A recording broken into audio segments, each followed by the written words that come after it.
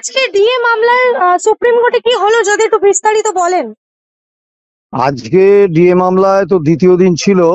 তা আজকে মহামান্য সুপ্রিম কোর্টে জাস্টিস সঞ্জয় কারোলের বেঞ্চে প্রথমে সরকার পক্ষ বলেন, আজকে সারাদিনই প্রায় সরকার পক্ষই বলেছেন, এবং সরকার পক্ষের ছিলেন শ্যাম দেওয়ান, কপিল সিব্বাল, অভিষেক মনু সিংভি, কল্যাণ ব্যানার্জি, রাকেশ দ্বিবেদী সহ এক ঝাঁক আইনজীবী, এবং কলকাতা থেকেও এসেছিলেন এক ঝাঁক আইনজীবী।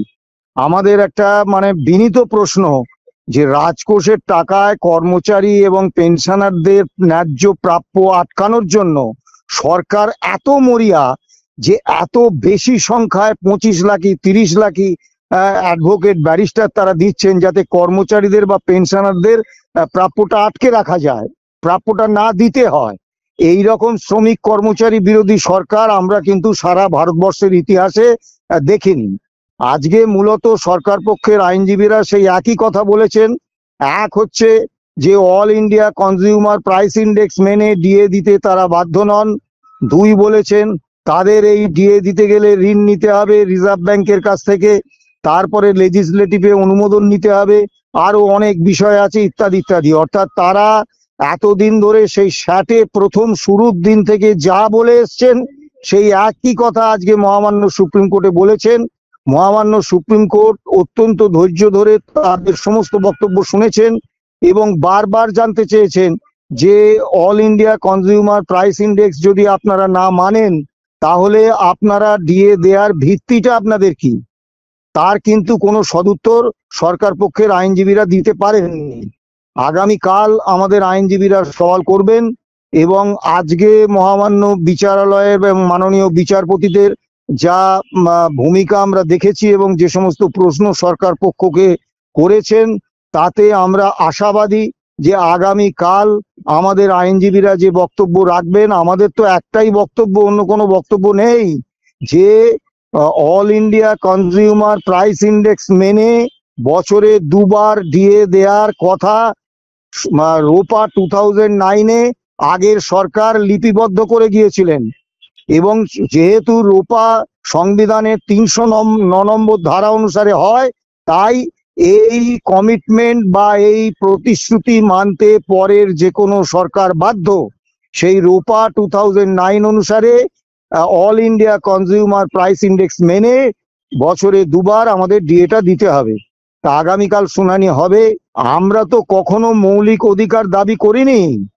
আমরা বারবার বলেছি DA is a legally enforceable right of the employees, অর্থাৎ ডিএটা হচ্ছে আইনগতভাবে বলবৎযোগ্য অধিকার, যেটা 2018 সালের 31শে আগস্ট মহামান্য কলকাতা হাইকোর্ট যে রায়টা দিয়েছিলেন।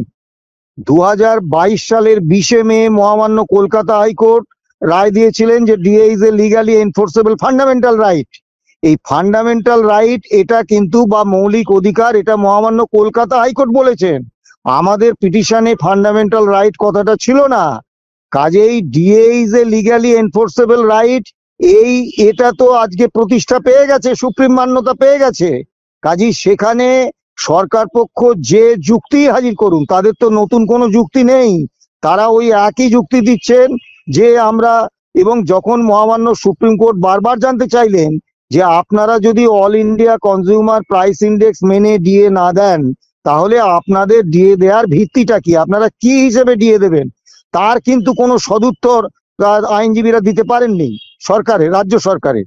কাজেই কালকে যে আমাদের আইনজীবীরা যথেষ্ট ভালোভাবে বিষয়টি ব্যাখ্যা করবেন এবং সুপ্রিম কোর্টের কাছে উপস্থাপিত করবেন, এ ব্যাপারে আমরা যথেষ্ট আত্মবিশ্বাসী, এবং রায় যে কর্মচারী অনুকূল হবে এ ব্যাপারে আমাদের কোনো সন্দেহ নেই। আমরা তো কখনো কেন্দ্রীয় হারে ডিএ চাইনি। আমরা বলেছি সারা ভারতবর্ষে মুদ্রাস্ফীতি নিয়ন্ত্রণে আমরা ডিএটা কেন পাই, জিনিসপত্রের দাম বাড়ে, টাকার মূল্য কমে, শ্রমিক কর্মচারীদের প্রকৃত বেতন বা মজুরি কমে যায়, সেই অবক্ষয়িত বেতন বা মজুরি পুনরুদ্ধার করাটাই হচ্ছে ডিএ। এবং আমরা তো কেন্দ্রীয় হারে ডিএর কথা আমাদের পিটিশনে বলিনি, আমরা কখনো কোনো আদালতে তা চাইনি।